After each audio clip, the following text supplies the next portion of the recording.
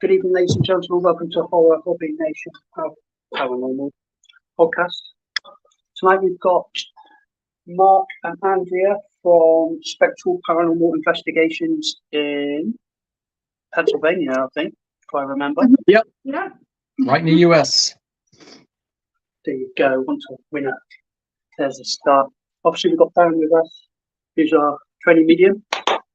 Oh, behave. It's not the special cam, mate. We don't have that over here. So, yeah, getting started then, guys. Mark, what got you into the paranormal, mate? What got us really into the paranormal is I've experienced stuff since I was a little kid. And she went through things too. Now, the craziest thing is that both of us have abilities, like we're both clairsentients, and we never knew that when we started dating, which is crazy. And it's like our very first trip together, we went to Salem. And that's not something you talk about when you're like in a date anyway, like, hey, I have psychic abilities, you know what I mean? But we went to Salem and stuff like that, and she started like talking about things that she was feeling, and it really raised my eyebrow because I was like, what did she just say? And I'm thinking to myself, like, I'm feeling that same stuff. And I was like, what are you feeling? So I dug a little bit deeper in that. And then I found out she was pretty much exactly like me, which was crazy. And so when I knew that she had that ability, and we both had this fascination with the paranormal and stuff, and I used to like work with teams. I was never really on an actual team before. I used to be the guy that you would just call in to verify if a place was haunted, if there was activity. And she didn't get into it until like when I mentioned it with her, and then we started doing little things. We started with Gettysburg, and we did a couple things in Salem while we were there, and then a couple other little places. And then we said, you know what, we have these gifts. Why don't we do something real with it?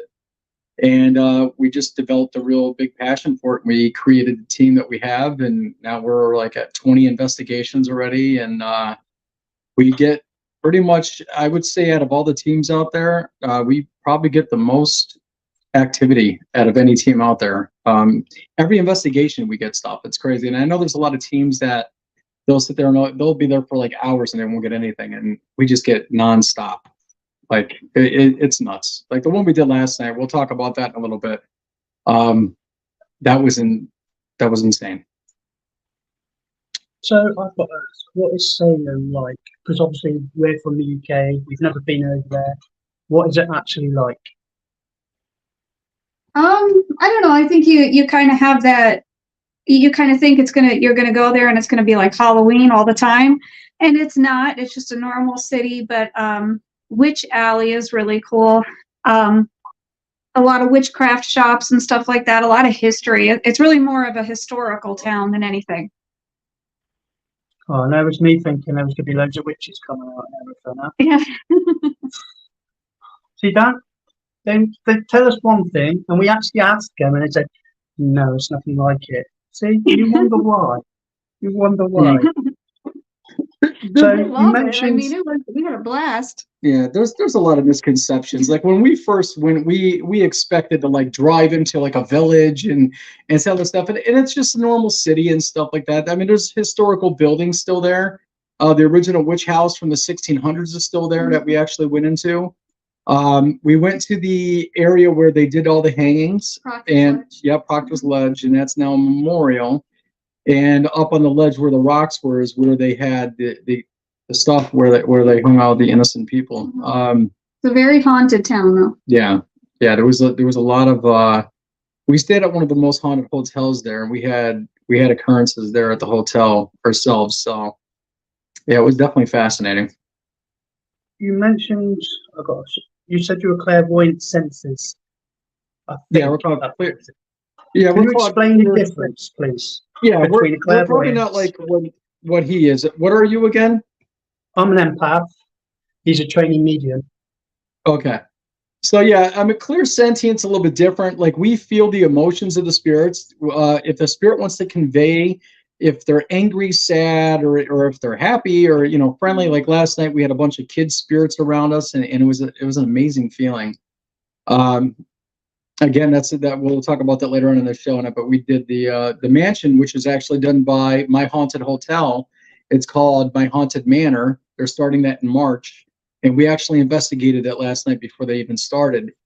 And I don't think she's ever going to get the video that we're going to release in a couple weeks. I don't think she's ever going to get the evidence that we got. Like, it was insane. So can you also feel touch as well, isn't it? As well as feelings and emotions. So not only do we get the feelings and stuff as clairsentience, we also get like when we walk into a room, if there is a lot of energy in there, like her and I both have these tremendous feelings that come over us. Like it's really hard to explain in words, but it's like you feel like you're being like crushed, like squeezed. You get very dizzy, like because they're sucking your energy and all that. Depending on the spirit. Yeah. But there's those kind of feelings that we get. So we know instantly when we walk into a place that there's any kind of entities there or whatever. Other than that, I mean, we hear the voices sometimes. We can hear disembodied voices when other people can't. I mean, a majority of it's feelings. Like for me, it's more feelings than anything. See, because I feel pain and I get feelings as well, but I don't think the feelings are like what you get. Mine come in stages. It's really weird. I can be normal 1 minute and then bawling my eyes out the next. But at the same time, I could be going through childbirth at the same time. It's like, no, I don't suggest it. Childbirth. Yeah, I don't have that. Do you have that where you feel? I just feel the emotions. I feel the emotions too. Yeah, it's more horrible. the emotions. It's horrible, especially if you walked into somewhere where someone's been murdered. You go for it, and you actually feel their last moments. It's not pleasant. Yeah. So I'm going to ask now, before we start talking about the investigation last night, is I'm curious, being both of you doing what you do and how you feel and feel emotions and touch, is have either of you ever experienced, I won't say demonic, I hate the word, a lot of people use it, throw it around like it's candy. It's a dark entity, I'd say. Yeah. Have you ever been attacked? Have you come across it where you've had to deal with it? And if you have you been out of your comfort zone with it?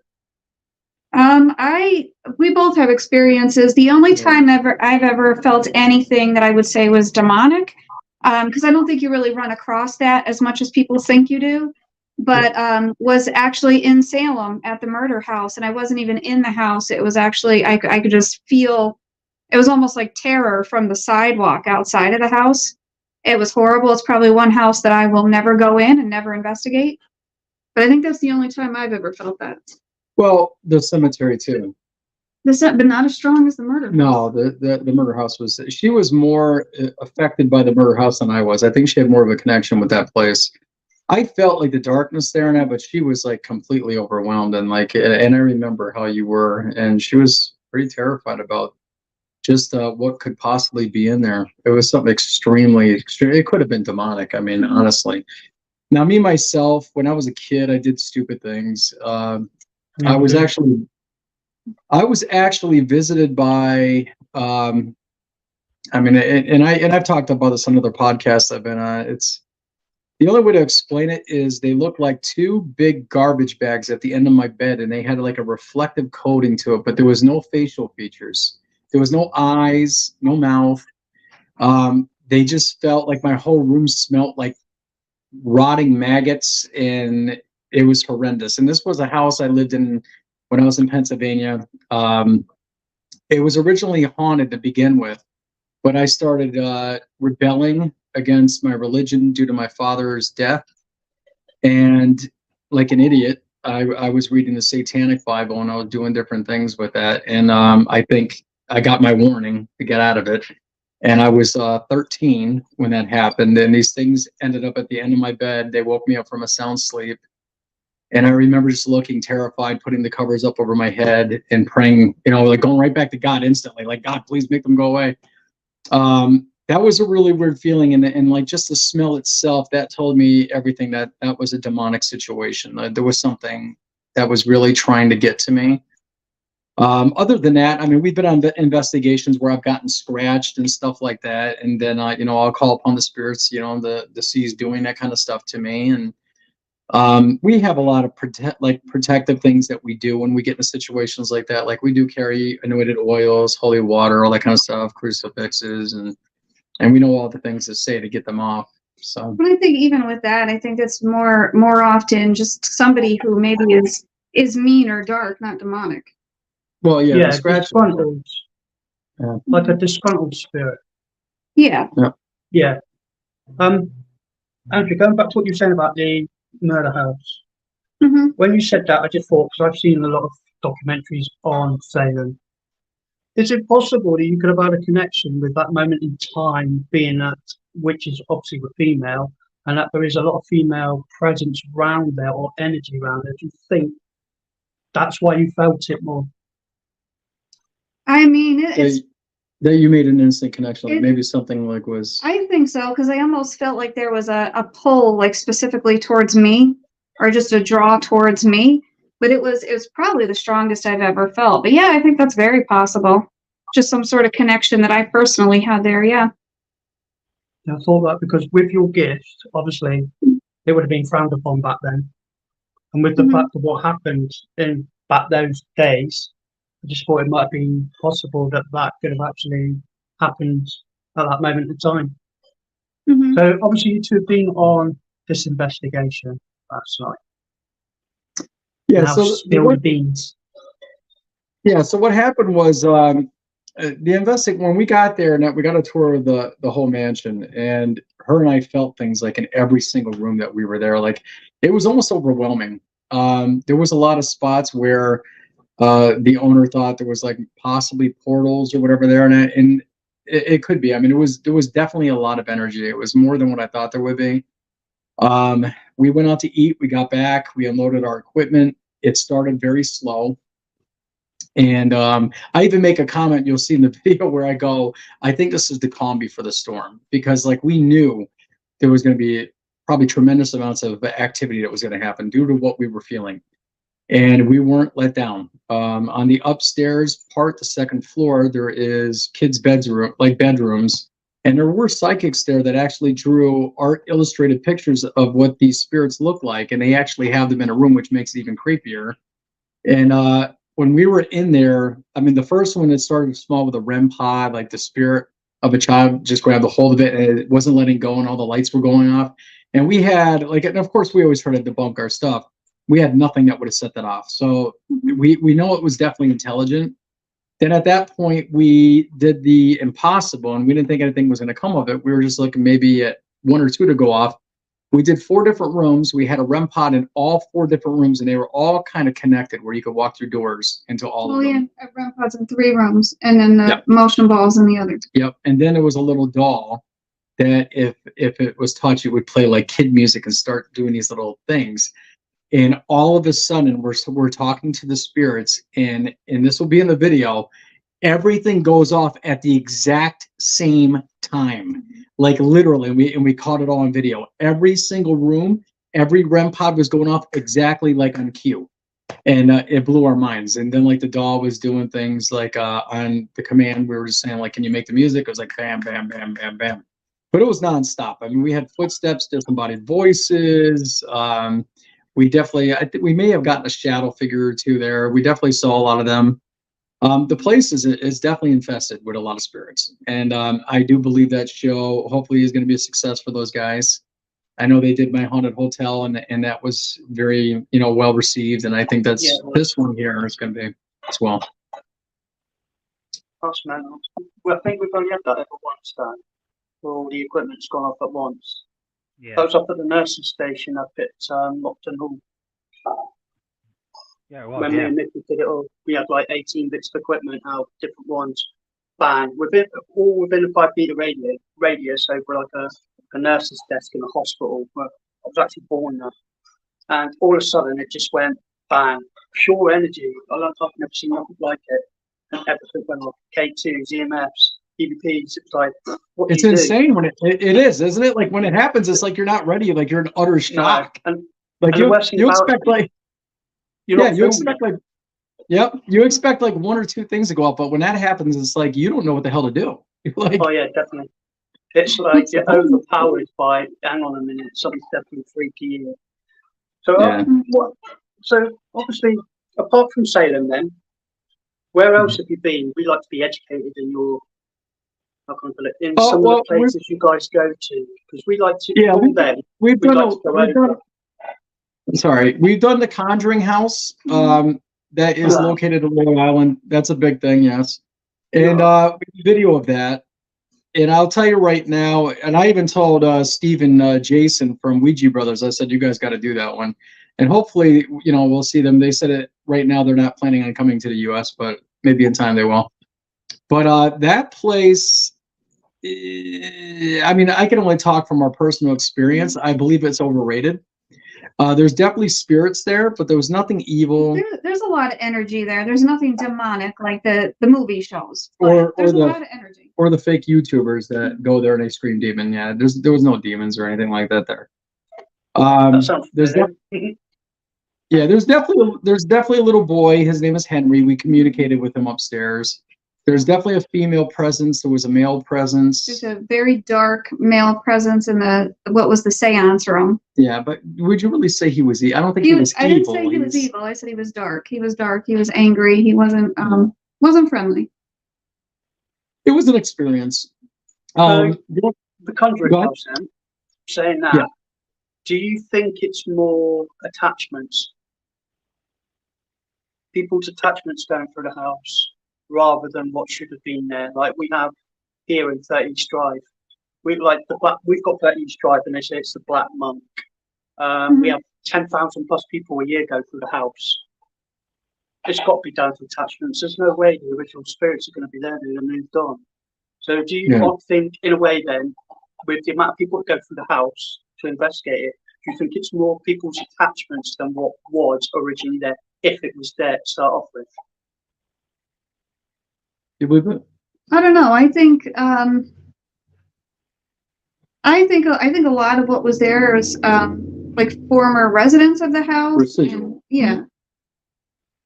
Yeah, I mean, I don't know. They claim that there's a portal in the bottom, like there's a well that's in there, that's in the basement. And I mean, we were in that room, and I did get some disembodied voices in that room, and that. But I mean, to be honest with you, I didn't feel a tremendous amount of energy in there. So if there was a portal, I think I would have In the one with felt the that. with the well. Oh yeah, no, I didn't feel a lot in there. But the families who owned the house originally, there was a lot of suffering, a lot of tragedy. And I just kind of got the feeling that a lot of that was kind of them. But I believe also the stories were a little embellished. I don't believe in all of the stuff with what was her name? Bathsheba. Andrea Perrin. I mean, Andrea some of the things that she stated in her book and that, I mean, we didn't get any of that sense when we were there. So no, I do believe that a lot of that was embellished to sell a book. Kind of like the whole thing with the Warrens. I do like the Warrens and I respect them, but I also know that, in the US they did a lot to try to make money. You know what I mean? So they did embellish a lot of stories and things. Like the Annabelle doll was never real. I don't believe that was ever a demented, possessed doll. I think it's just a doll. And they saw an episode of Twilight Zone a long time ago, and there was a story in there about a doll called Annabelle. And then right when that episode came out magically, they had their story about Annabelle. So I don't know. See, I find it weird with the Annabelle doll. It's 1 minute it's a normal doll, and then it's one of those old Hollywood dolls, and you're like that, or rag dolls, and you're like that. What? And then now they say it's supposed to be in one of the Vegas casinos, in the door, in a glass box. Yeah. And it's like, why would you have an object like that if it was that dangerous? Yeah. Knowing it's that dangerous in the hallway sort of thing where thousands of customers are going to walk through. When you're talking about the museum, they have that museum there, and I know that they take it on the road and stuff like that to paranormal shows and stuff. But like you said, I mean, if that stuff was really that, demonic or energized by dark spirits and stuff, that's not something that you would, cart in your car. No, in a glass case. Exactly. Yeah. That's like having Chucky in there, isn't it? Yeah, pretty much. Literally. So where else have you been then? Do you know what? That's really disappointed me now about Conjuring House. Yeah. I mean, there's a lot of Sorry. there's a lot of It's fabrications, still worth going. I mean, Yeah. it's not demonic, but there's definitely a lot of and like energy. No, I even like the that. even like the that. I'd Amityville rather- Horror House is not what everybody thinks. The Amityville Sure. Horror House. I mean, Hollywood made a big movie about it and everything else. And yes, there were a family that was killed. I actually know a woman that lived blocks away from it when it actually happened, and she saw the guy in the bar. And she told me a lot of stories because she was in that house after all of that. And she said she felt sadness in there and that, but there was never anything like, these stories about, how the Warrens said that there was these demonic presences and it was like a gateway to hell and all this stuff. But Yeah, but like on the flip side of that, we have been to a lot of places that have lived up to their reputation, like Fort Mifflin. yes, That was a good one. there are some. Yeah, Fort Mifflin is located in Philadelphia. And you guys can look up the history, or viewers can look up the history of it. But it's called Fort Mifflin. It's in Philadelphia. There were so many battles and wars there. There were thousands of people that were killed within the walls of this place. And when you walk in there, it's like you almost feel like you go through another world. And it's like you're in a different realm or something. And it's like you actually can it's like engulfing. It just swallows you. And you two, with your abilities, that believe me when I tell you, you guys would feel tremendous things there. Oh, I feel But we nothing, yeah, mate. yeah, we didn't Have even I- investigate. We didn't investigate it. We just went for like a visit to see what it was like, and we had several paranormal episodes that happened there. pen and paper. That's what we started doing, because you just never know nowadays, do you? Walking in to a building, it's just that strange. The Amityville Horror as well. Jesus. See, I think now that you say this, I start to get the impression that a lot of places, big places, where they take a lot of money a year, and they do, because we have it here as well with private locations, are just hype. They Pure are Yeah. hype. over sensationalized. And it's quite upsetting and disturbing at the same time that people can do that. Yeah. I It's all talked about about one. making money. It is, and Yeah. people are in it for the wrong reason, Mm-hmm. and Yeah, there's that's too much of it. That's another thing that really drives me insane is that, I mean, on YouTube, there's so many different paranormal channels, right? Teams. The only ones that her and I actually watch that we like and we trust that are giving us real paranormal is Ouija Brothers and Amy's Crypt. I mean, that's about it. Other than that, I know for a fact we don't do anything that's shady. There are a couple, I'm not going to name any names, but there are a couple teams out there that have very large followings, and they fake a lot of their investigations, they fake their evidence, and it kind of gives the paranormal a bad name because everybody thinks that you're walking and all of a sudden you're getting attacked by skinwalkers and demons. Like that's all they talk about. And that's not reality, so it's kind of hard. I mean, and we're trying to wake people up with our investigations. I don't know if you guys saw our videos yet, but we get amazing communication, like with spirits. Like they just come to us, we talk to them, we don't like take anything out if we're at an investigation. I'll give you an example. We just released one today called The Dim Again. And I asked what they thought, what the Fanny, the spirit, thought about the owners. And she was being honest. I wasn't going to edit that. It's not me saying it. It's the spirit. Spirit doesn't like you, doesn't like it. You know what I mean? So we try to be as honest with our viewers as possible. We try to debunk everything. If there's something that happens, we try to logically think, what could have triggered that, or how could that have happened?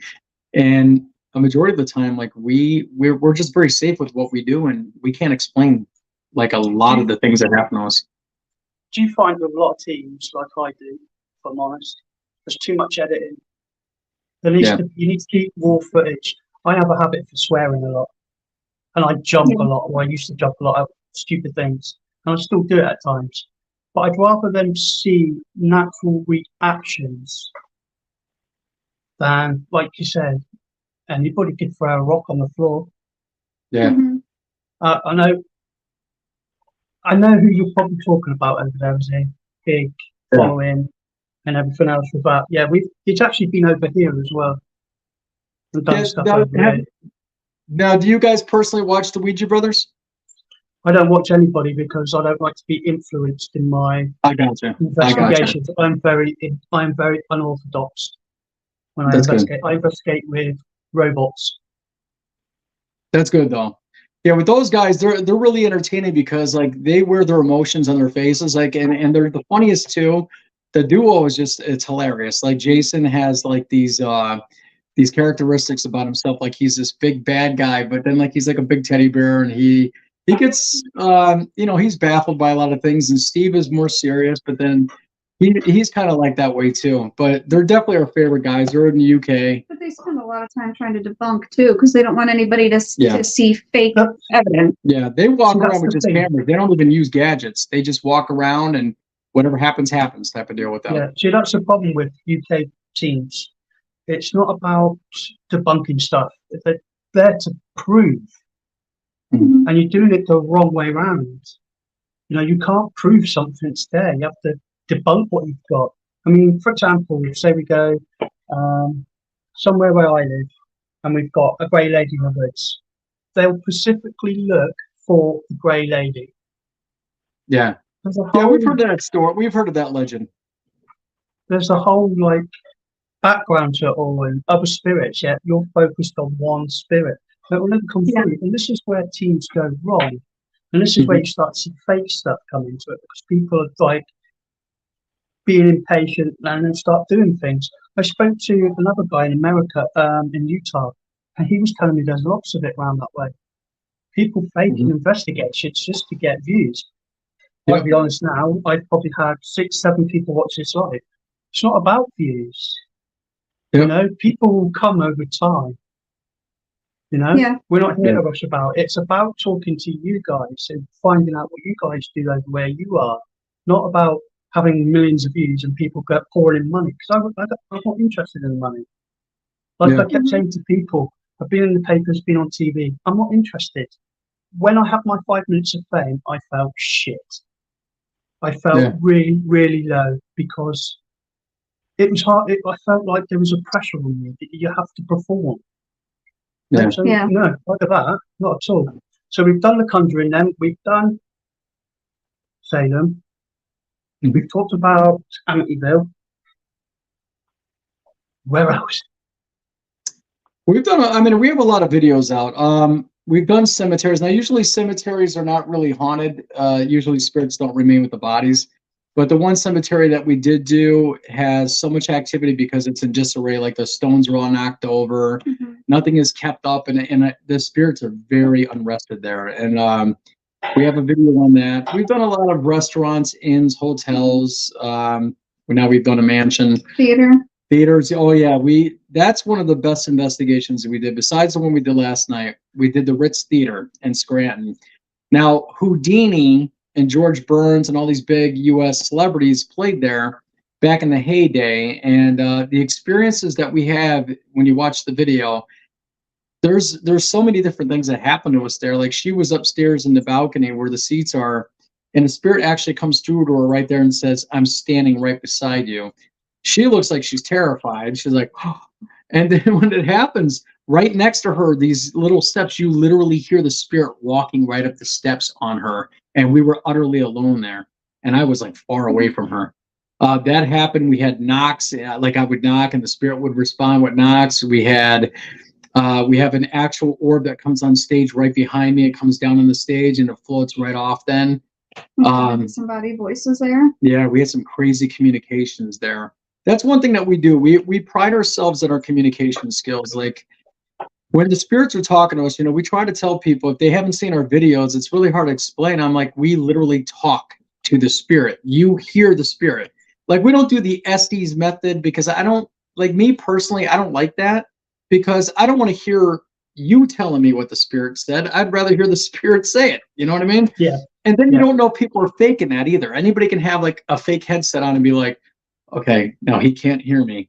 Okay, are you in the room? Yes, I'm in the room. Like, you know what I mean? Like to me, it's just cheesy. I'm not a big fan of it.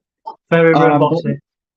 Yeah, we want the people to hear the spirits. And yes, the spirits do come in vulgar sometimes. They will use bad language. They're the personality they were in life. That doesn't change with them. Like Fanny, this is going to be funny for you guys. The new one that we just put out today, it's on our YouTube. It's called The Dimmick Inn, and Fanny's actually talking about flatulence. And she's acting like she did it and asking me and Andrea if we smell it. Like it was crazy. those are the type of it was mind blowing that a spirit would actually say things like that because we've never heard that before. You know what I mean? But she definitely had that personality, and it was crazy. I got asked that, Dan. Next time we go out, I'm going to ask whether they can smell us. Yeah, it was nuts. Whoa. How's that? Do you know what? That's been happening the last few nights at us. Oh, you guys switching? Yeah. No. Yeah, it does it automatically. I've That's got weird. the kids in the bungalow where I live, an old lady and a dog. And the kids have been playing with everything at the moment. Well, let me ask you two. Pardon? Let me ask you two a question. What is both of you? What is your greatest, best investigation that you love and that you'll never forget?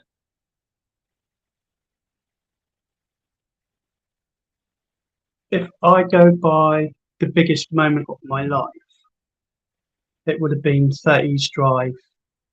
It wouldn't have been until 1 o'clock in the morning where I pulled up the photos I'd taken earlier that evening, and I had the picture of Philip and what looks like the Black Monk. Other than that, Oh my God. our investigations have been really long because we don't just do investigations. The last 3 years we've been doing events, so we've been doing a lot of things. But the funniest thing I've seen on an investigation is we were at a military camp in a medical centre. And we're upstairs in the male wards, big, large wards, American ward it was. And there's this little boy up there, and I'm like literally that far away from this woman.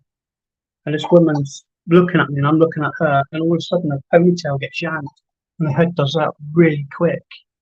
And we're like, what's that? But as I've gone to look at her as that's happened, she's turned around and smacked the son, who's 3 feet behind her, thinking he yanked her head. It wasn't, it was the kids. It was so funny. It's brilliant. We've seen things we can't explain. We've witnessed things we can't explain. I've got over 20 pictures with spirits in that. See, I'm not a believer. I feel, as an investigator, I don't know about you two, but to be an investigator, you have to be 50-50. You can't be 100% believer doing the paranormal. If you were, you believe everything in a picture. Yep, I agree. In a video. And there is a lot of people that do that, and that's where, like, you go back to teams, and it really pisses me off because you put a video on YouTube, millions of people see it, they get paid millions for it, and there's nothing there. You know, we bust our balls off. We get something on a EVP, for example, someone comes through saying, help me, or leave, this is my house. Proper legit, and we get nothing. Recognition is a big problem. Crazy, because like you get actual evidence, and it's like people are so used to the fake stuff, like they think of what you get as nothing. But in the reality is what they're believing in is actually nothing, and you actually have like a holy grail that shows life after death and the truth about paranormal. It's crazy. It's the same with shows, as you well know, when you watch them. They're there for like 2-3 days to get all that, and then they break it all down. We're there solid 5 hours, 8 hours, 12 hours. Yeah, we're the same way. What we get, you're seeing. Yeah. I don't know. I think the other one would be Nocturne Hall. I don't know what you would say, Dan. Probably the same as you, 30 East Drive and Nocturne Hall. Yeah, Nocturne Hall. The time with the water droplets. So in the summer, 38 degrees, I think it was. So you'd expect liquid to evaporate since it's full. We're in an old RAF hospital, American to start off with. Got passed to us in 89, and then it was passed back in 91 to the Americans for the Gulf War. That's where you flew were injured over. It was supposed to be for 15,000. Ended up being 39 injured, came over instead. There you go. But in one of the corridors, you got the old blue tiles. And as I'm walking up this corridor, I've got a video of it somewhere, you see fresh water droplets as I'm walking up this corridor for the best part of 20 meters. Oh my God. And they did not evaporate. I've never ever seen anything like that. I didn't feel anything. which is that's what I don't understand. I couldn't feel because usually you feel their energies or you'd feel the cold, but nothing. And then all of a sudden, smoke droplets start to appear. I'm like that. Nah. So that's probably one of the only physical things that I've seen. But other than that, it's just been pictures, which, let's be honest, 99% of the time is an accident, because that's where we capture our evidence is by accident. It's you can tell the difference between a catch and a fake. Yeah. Especially on TV. I don't care what anyone says. The TV sticks out so far. You should ban TV when it comes to paranormal shows. I just think it's a waste of time. And then the other thing is they influence. I mean, I had a team member who watched Sat Baggins do something, and he had this bit of equipment, and she was determined to go and buy it the following day for £400. She's never even used it, never seen one. So that's why I don't watch programs. I get too easily influenced. And if you look at you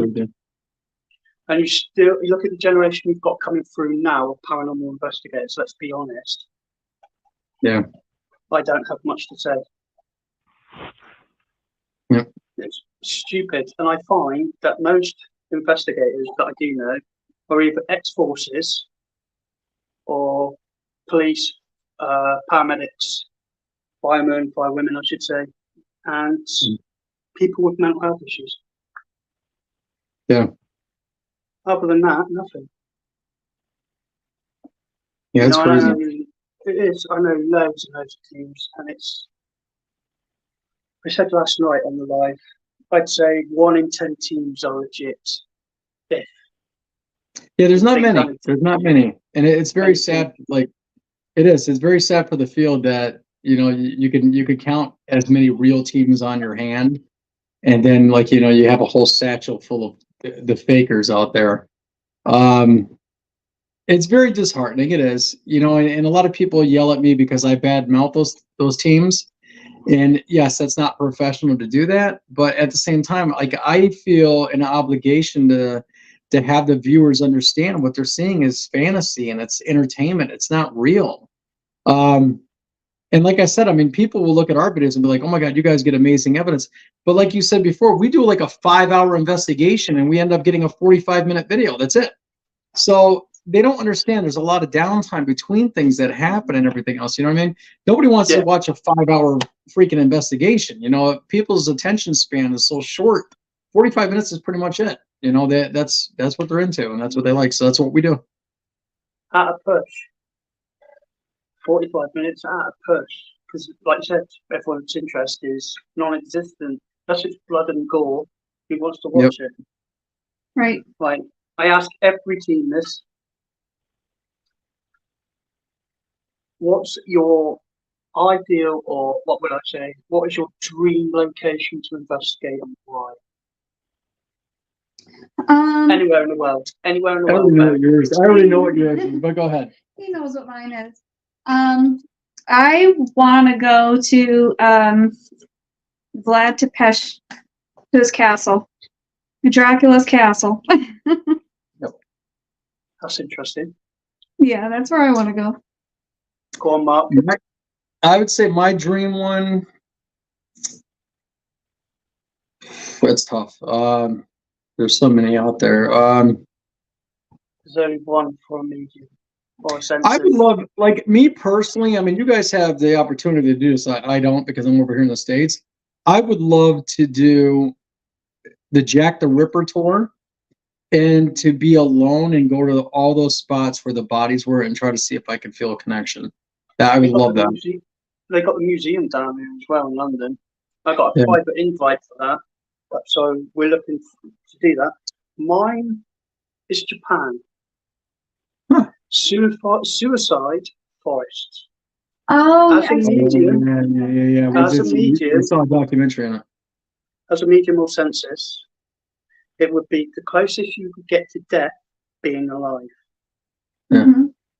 So that's why I would do that. And obviously, Irene Akiko is Japanese, and she actually lives on the doorstep to Suicide Forest. Oh my God! She said, do you have? I was gonna say, do you have a little bit of a fear though of, thinking about what am I gonna feel there? No? When you've been in the forces, and you've seen, my past is not pretty. I've seen total of 43 dead bodies through murder, suicide, accidents. So for me, death is second nature now. Yeah. I think when you say scary, I think it's not the energy that's going to come at me. I think it's more dealing with the feelings of how they felt. Because you know as well as I do, to get to that stage, you have to be low. And I think that's what would get me. I would think that would be overwhelming. I do as well. I think, but like I said, I think that's the closest you could get to death being alive. But I spoke to Irene, and she said that 90% of Japan, and she showed me all the hotspots on the thing, and they've actually marked it on a geographical map that 90% of Japan's haunted. I believe that. I do believe that. I didn't know that. I didn't know that. When she told me that, I was like, wow. She was telling me about Mount Fuji. Mount Fuji's massively haunted, apparently. I'm like, that's a bloody mountain. Dog. Yeah, and I was gonna say there's been so many deaths in the Iga Mountains too, during the Edo periods of the 1500s and that, like when the ninja and everything else were fighting. There was so many different wars with warlords and stuff, but there was so many atrocities and deaths there that I've heard stories about that there is a lot of paranormal activity on that mountain. So. And the other place I'd like to do, as weird as it sounds, but it would be pen and paper and obviously through respect, is I'd like to go to Pearl Harbor and walk around. No equipment, just walk around like guys. Oh yeah, somebody brought up yesterday Auschwitz concentration camps. Yeah. That would be another. I thought about that. I think that would be overwhelming too. I mean, we get affected just walking into a house and feeling like 4 or 5 spirits. I couldn't even imagine what that would be like. Oh my God. Well, where I used to live, Dan will tell you, where I used to live at Market Brazen is an old concentration camp. We didn't know this. Willingham Concentration Camp 205 it's called. Polish, Italians and Germans were there. When you walk out our back door, there's a massive pond or a lake, fishing lake. You've got pylons over the top, so you've got fresh water and electricity. There's over 500 dead roaming the back garden alone, and they've got no idea they've passed. It's phenomenal. I tell you what, the energy isn't what you think it is it, Dan? It's not highly built up or anything. It's really strong, but it's not what you would think it is at all for that amount of spirits. But if you cross one of them, good luck to you, you're on your own. Because they are, you start on one, you can start on them all. It comes a pack. I've never seen nothing like it. I got the mother-in-law back then. She supposed to be a white witch. They lived at the bottom of the garden, 50 meters in another house, and she was into all sorts. She summoned something through a mirror. So it started off where it attacked me first. Not demonic. I won't say demonic. It was definitely a dark entity. It attacked me first, and I was put into hospital for 3 weeks. So I was out of the picture. It then attacked the kids while I was away. And the kids turned on each other, and it fed on anger and aggression. When I came back, I had my friend who's an ordained minister, demonologist, and he took a picture in the mirror of, I've got it somewhere, of the bedroom, and right behind him is a black figure, like you described at the end of your bed, but this thing's got no head. And what it was a dark entity she summoned through the mirror, but it used mirrors to jump through from house to house to attack us. Never seen nothing like it. And that was nasty. Very unpleasant to deal with. We've had a lot of run-ins with dark entities because we work with an ordained minister, priests, all sorts. And he did, he's on later on in the year, he did exorcisms as well. And there's one, I'll get to tell you about it when he comes on. he did in the Orkney Islands, and he said it's the closest he got to Satan. Oh my He said he God. absolutely reckons he saw Satan in this kid. In the Orkney Isles up in Scotland, so we're like, all right. But yeah, we've done all sorts with him. I'm just trying to think what else we've done. Yeah, loads, something we've done. We've done loads, yeah. Danny gone really quiet again. Yeah. Can you hear me now? You hear me now? Yeah, I hear you.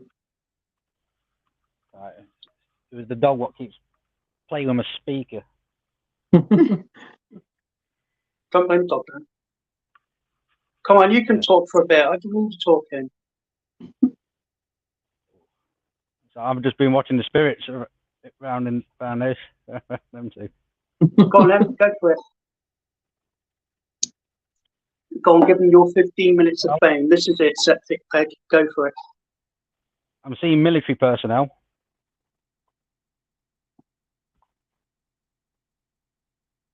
World War II. Round you two.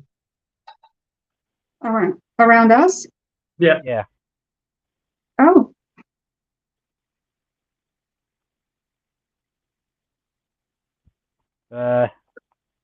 Also seeing like a nephew or uncle figure. Uncle, right? no, it's my cousin. Oh,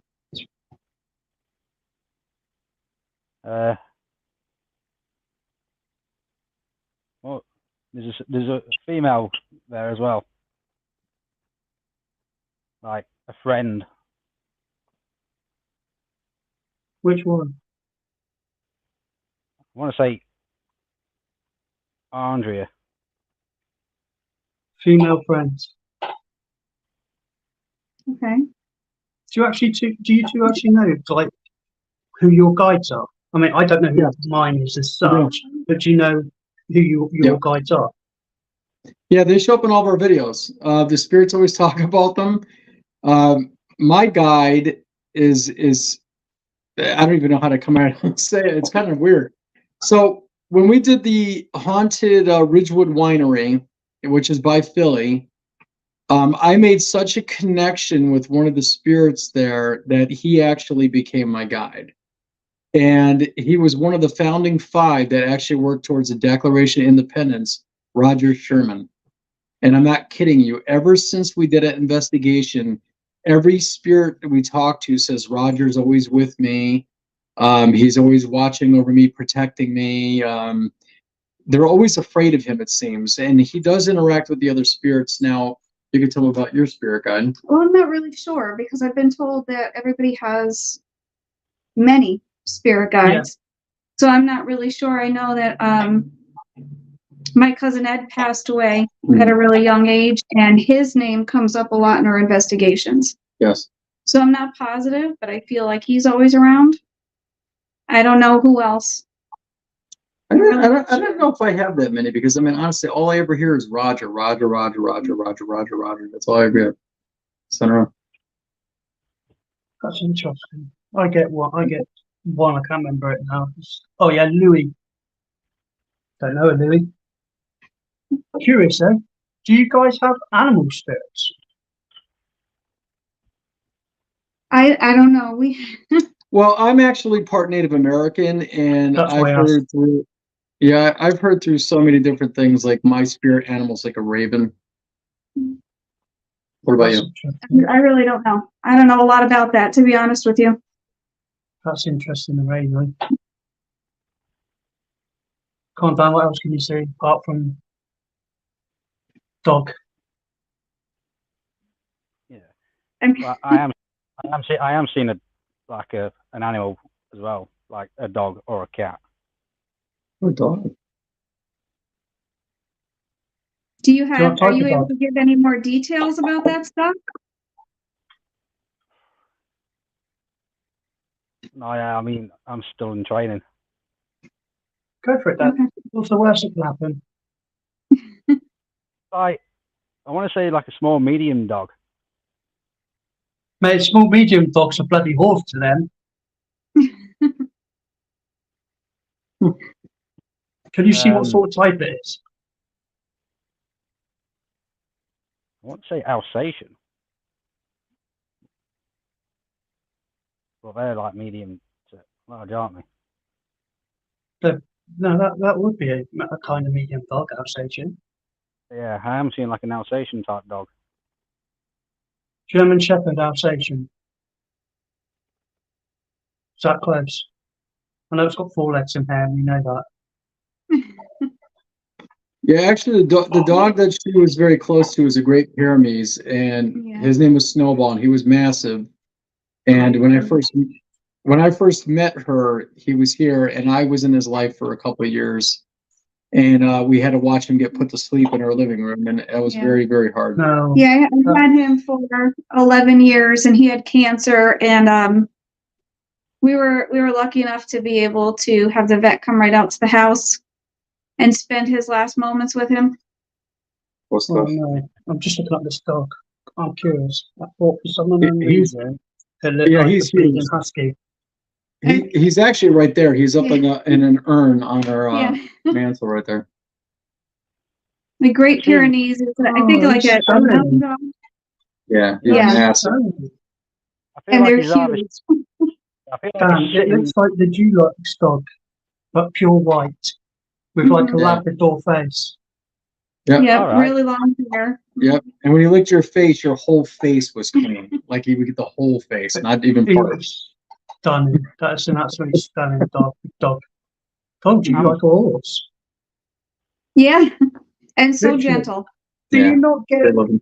Do you not He feel used to- him around at all? I know it's strange, Well- but since you got his ashes, do you not feel that he's around? I've seen him. Andrea hasn't really. I mean, well, she could tell you about the experience she had with him, but like, he used to always lay over there by our fridge. He would lay like on the side. I was walking by shortly after his death, and literally right out of my peripheral, he was laying right there, and I know I saw it, and I looked, and then he was gone. And then the one night we were sitting on this couch watching a movie, I literally like saw him in some kind of weird way. It wasn't like seeing a ghost, like an apparition. I've seen many of those, but it was like I could see the invisible him walking over to us like he always used to do. And I literally just saw, I can't explain it. Like I saw it and I felt his presence. Now, what was the thing that happened with you with him? I feel his presence every once in a while. Like I don't really know how to explain it. It's just like a thought that will pop into my head, and I know he's there. And then one day when I was getting into my car, I looked in the side mirror, and I saw it was just the back end of him just walk behind my car. So I actually got out and looked because I was afraid that somebody else's dog. I know there's a Great Pyrenees that walks up the street and used to Yeah. stop to say hi to him. So I was afraid that he got loose and he was behind my car. But when I got out, there was nobody there. That's really. I can see the dog But- near you now. Can you? Like Where is it? sitting next to Andrea. Sitting next to you. So it's what, your left side, isn't it? Mm-hmm. Yeah, your left side. Can you feel it? It's a Do you actually baby. feel it near your arm? Can I feel him right now? Yeah, I yeah. can't. Not right now. I can't. No. I feel him occasionally, but not as much as I did. Every once in a while, it'll just hit me, but it's not a constant thing. So do you think it's when you're thinking of him, like sort of thing? I mean, it's different for you, Mark, because you see him it- basically whenever. It seems to just like come out of nowhere. I can't even say it's when I'm thinking about him. It'll just all of a sudden, I'll just have an overwhelming feeling that he's there. I don't know. I can't really explain it.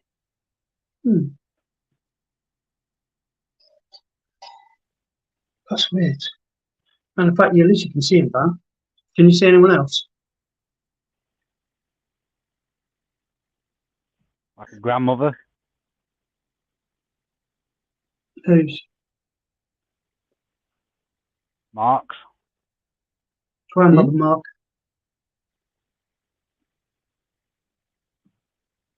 Can you?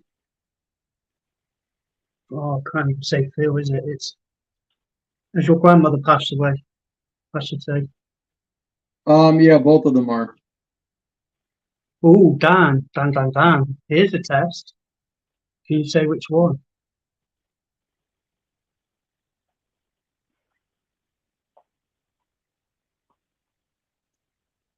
Is it the Native American one, or is it my two English ones? Yeah, you got three grandmas. Yeah, my father's mother, and then my mother's mother. So yeah, my great grandmother, I was with her for a long time, and then I was with my grandmother. Then I was with my Native American side for a little bit too. So yeah, three. Queen. We'd be lucky if we get one over it. Go on, Dan, which one? Will you be able to tell the difference as well? One's like quite short, like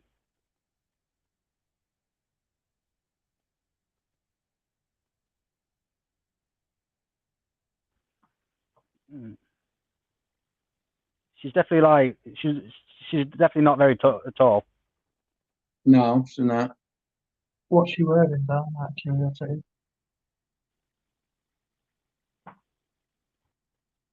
Like beads and like native The Indian brown cloth.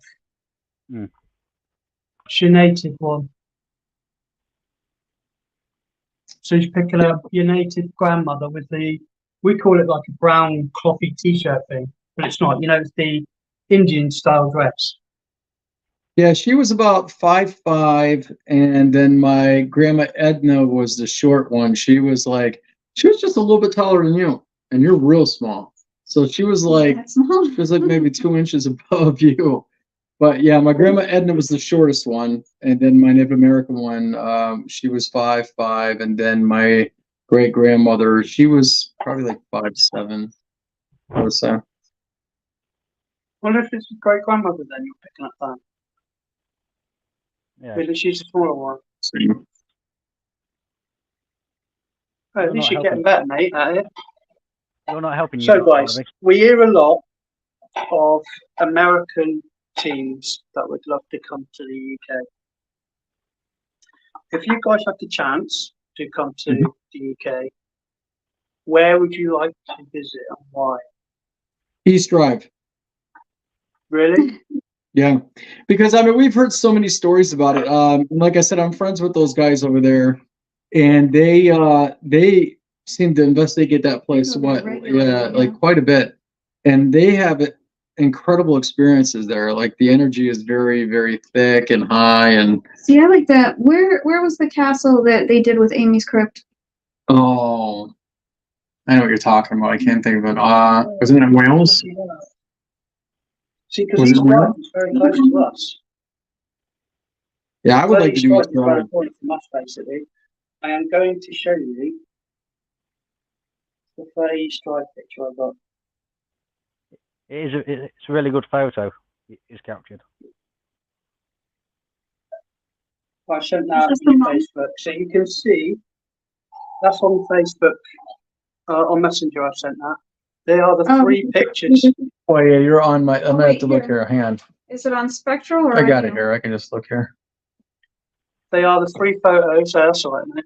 They are the three photos from 30 East Drive. The middle one is the. Oh no, it's not. No, they're all the different ones that we did, so we could change, so everyone could see it.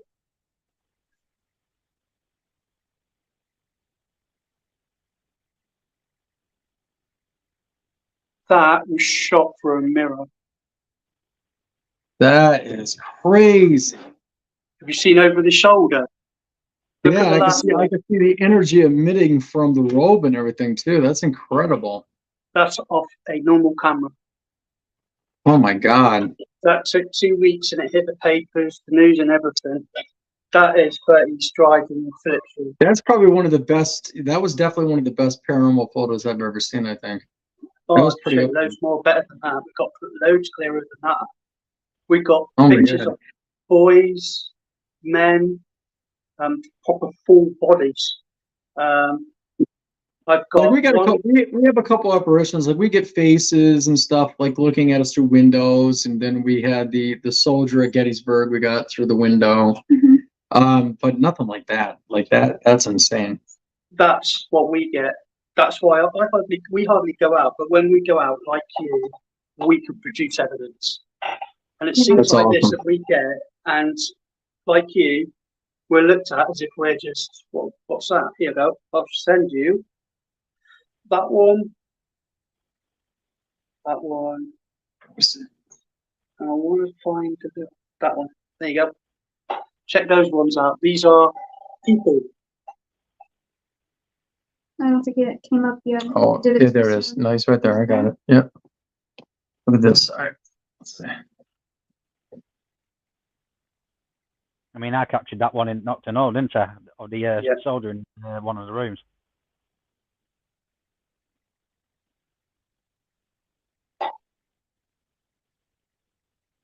The first one you see is the woman in the train tunnel.